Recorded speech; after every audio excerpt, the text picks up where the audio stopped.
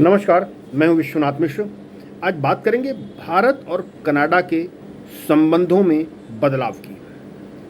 बीते दिनों कनाडा ने भारत पर अनुचित आरोप लगाए और इस बात की भारत की भर्त्सना की कि भारत उसके आंतरिक मामलों में हस्तक्षेप कर रहा है और उसके एक व्यक्ति की या उसके एक जो उसका नागरिक है उसकी हत्या कर दी। दरअसल यह नागरिक भारत का वांटेड मुजरिम है जिसको अब वो अपना नागरिक कहता है। बीते दिन भारत के विदेश मंत्री एस जयशंकर संयुक्त राष्ट्र में अपना संबोधन दे रहे थे। कल उन्होंने संयुक्त राष्ट्र में संबोधित करते हुए विशेष रूप से कनाडा और साथ में अमेरिका को खरी खरी सुनाई। उन्होंने कनाडा में खालिस्तान के समर्थकों को संरक्षण दिए जाने की बात परोक्ष रूप से उठाई और अमेरिका को इस बात का बहुत क्लियर मैसेज दिया कि अब वो दिन चले गए जब कुछ देश पूरे विश्व के लिए एजेंडा तय करते थे और पूरा समग्र विश्व उसका अनुसरण करता था।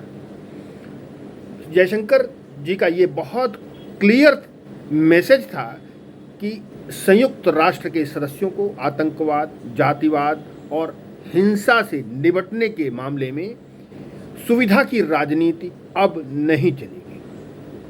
उन्होंने कहा, भौगोलिक अखंडता का सम्मान और किसी देश के आंतरिक मामलों में दखलंदाजी का मामला चुनिंदा रूप से अब उठाया नहीं जा सकता है।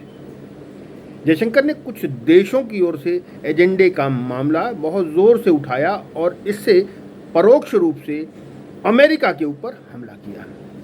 दरअसल विदेश मंत्री संयुक्त राष्ट्र महासभा के 78वें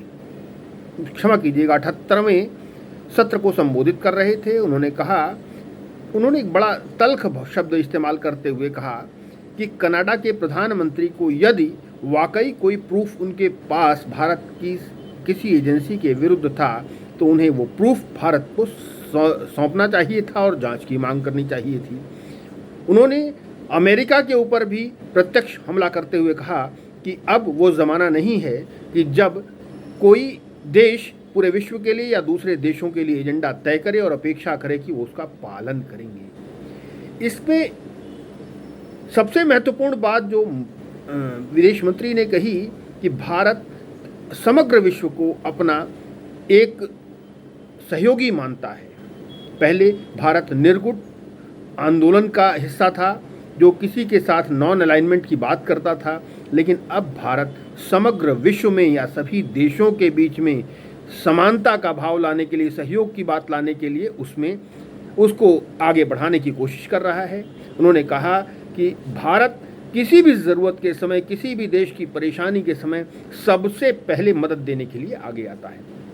ये इतना महत्वपूर्ण विषय था कि भारत ने यह भी कहा कि भारत अब G20 की तरह ही सुरक्षा परिषद में बड़ा बदलाव चाहता है, बड़ा सुधार चाहता है, ताकि उन्होंने कहा कि G20 में अफ्रीकी संघ को स्थान देने में जिस तरीके से भारत ने पहल की उसी प्रकार अब सुरक्षा परिषद में सुधार होने की ज़रूरत है।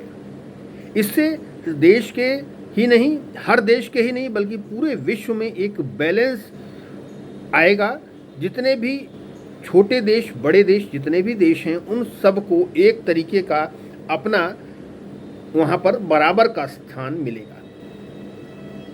ये एक बहुत बड़ा अंतर होने जा रहा है। हम आप एक चीज़ ज़रूर कह सकते हैं कि आने वाला समय अब खालिस्तान समर्थकों पर लगातार भारत सरकार की एजेंसीज उन पर कर रही हैं, अटैक कर रही हैं, उनका हाइड आउट्स खोज रही हैं। यही नहीं, कनाडा का समय बहुत ख़राब आने वाला है। जिस तरीके से कनाडा पाकिस्तान की राह पर चल निकला है, मुझे लगता है बहुत जल्द कनाडा की आर्थिक स्थिति और पूरी इकोनॉमी पाकिस्तान के रास्ते पर जाने को तैयार है।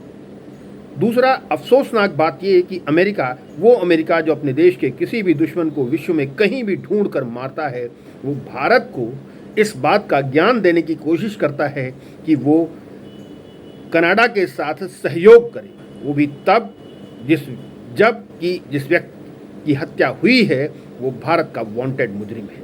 तो अब ज़माना बदल गया है, विश्व में अब ये द्विअर्थीय व्यवस्था नहीं चलेगी। इस बात का बड़ा क्लियर मैसेज हमारे विदेश मंत्री ने पूरे विश्व को और विशेष रूप से कनाडा और अमेरिका को दिया है। ये भारत की विदेश नीति में एक निर्णायक मोड़ साबित होगा, इस बात की हम अपेक्षा कर सकते हैं। और यही नहीं, ये खालिस्तान का जो विवाद है ये उस विवाद के अंत की शुरुआत है। कनाडा ने ये विवाद उठाकर भारत के हित में एक बड़ा काम किया है कि भारत इस खालिस्तानी विवाद की, खालिस्तानी समस्या के मूल को समूल नाश कर सके। आज के लिए इतना ही, दीजिए इजाजत, नमस्कार।